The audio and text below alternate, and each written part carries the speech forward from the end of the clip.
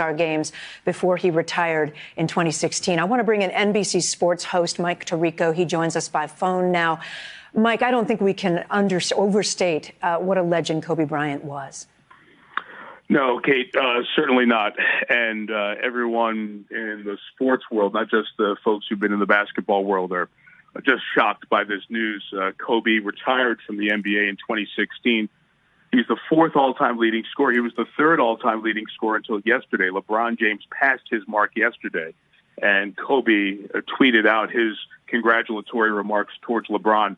After that, he was with one of the marquee franchises in the NBA, the Los Angeles Lakers, and that allowed the Hollywood presence that you're talking about. Kobe was a celebrity. He was a star on and off the floor. His championships go back 20 years. He came right from high school to the NBA at a time when that was not done very often, and became one of the greatest players in the history of the league. This is a very close league. Its superstars and its leaders are in a very small and tight circle. Just this week, Kate, I was in New York at Radio City Music Hall, where they had an unbelievable gathering of basketball greats honoring the late David Stern, the commissioner who passed away on January 1st. And the community was still saddened by the commissioner's passing 25 days later. And this will only devastate all the basketball community and all the people who love sports, because Kobe Bryant truly was one of the great sportsmen of our generation. Mike, we don't know where the helicopter was coming from and going to at this point. It went down Calabasas, is near Malibu, California. I know he's been in the business world of late. He's got a number of projects. He's had a number of deals, I think, with Nike and others. Explain that. What has he been up to more recently?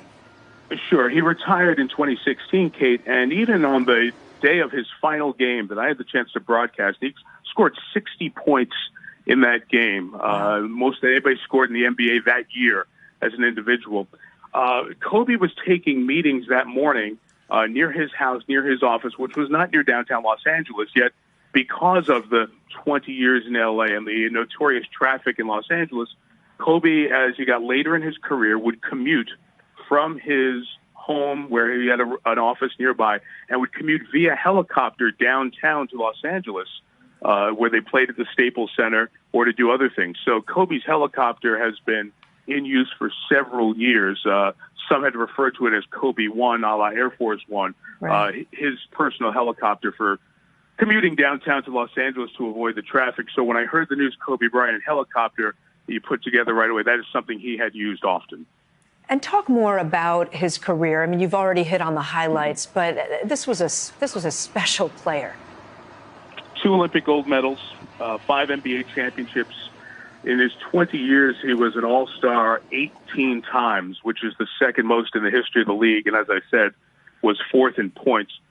But those stats and accolades, extraordinary by any accounting, pale in comparison to the people who competed against Kobe. Kobe had a drive and a desire to compete unlike many athletes any of us have covered in many sports. It was the old, if his mom was there guarding the basket, he would go and attack the basket and go over his mom for a hoop.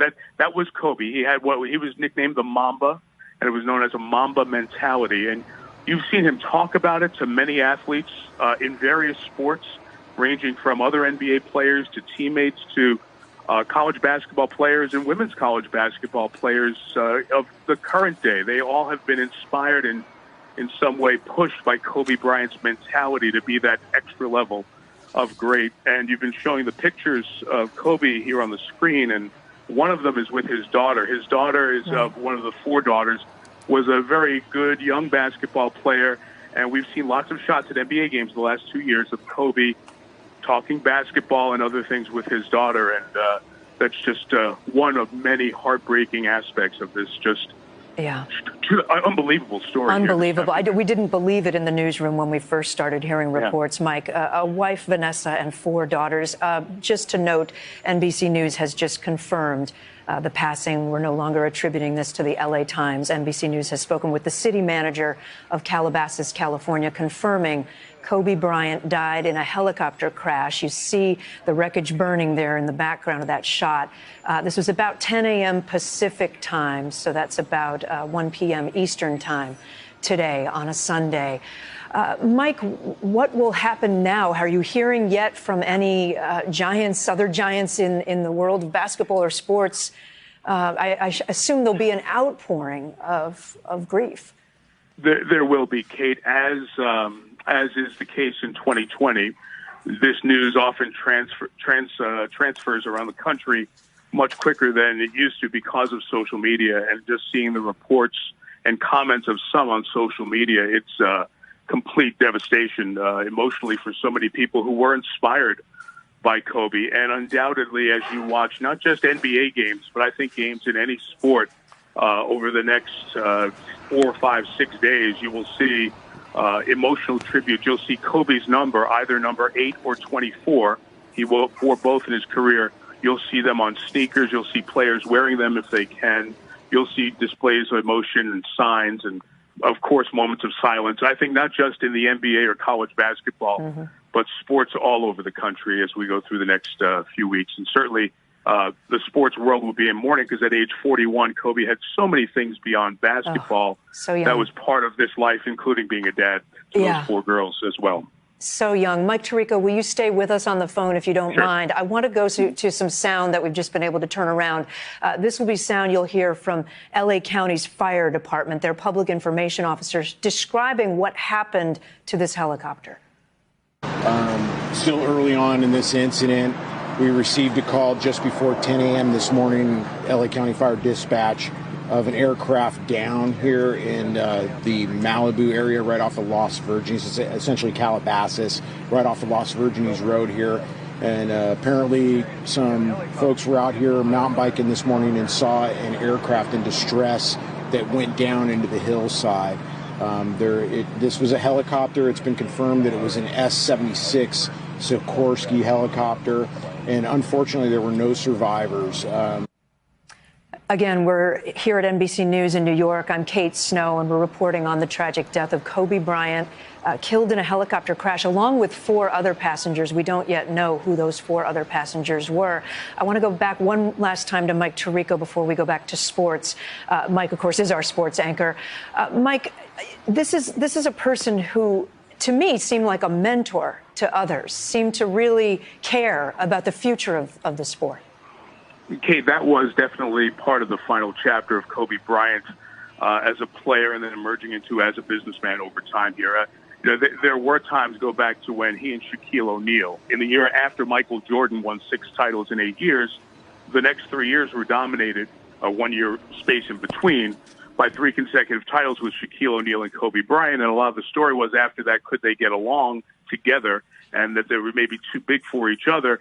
And in a later chapter, as Kobe won another title after that, 2 more titles after that in 2009 and 2010, I think after that you started to see Kobe become more of a mentor to some of the players he was around, to the star players in the league. And certainly in this business venture that was the end of his career and post, Kobe was trying to help his people who touched him, really, as a platform to tell their story and to do good storytelling. He was involved in some media projects as well. I was very much involved in the next chapter. Mike, there were a couple of films, Dear Basketball and Kobe Bryant's Muse. I believe he won awards for at least some of that work. So that was part of his latest chapter.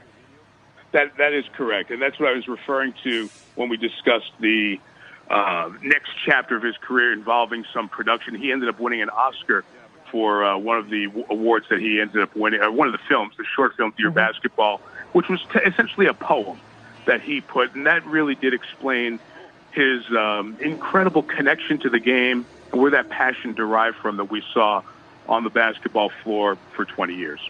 Mike Tirico, thank you for walking us through the pain today.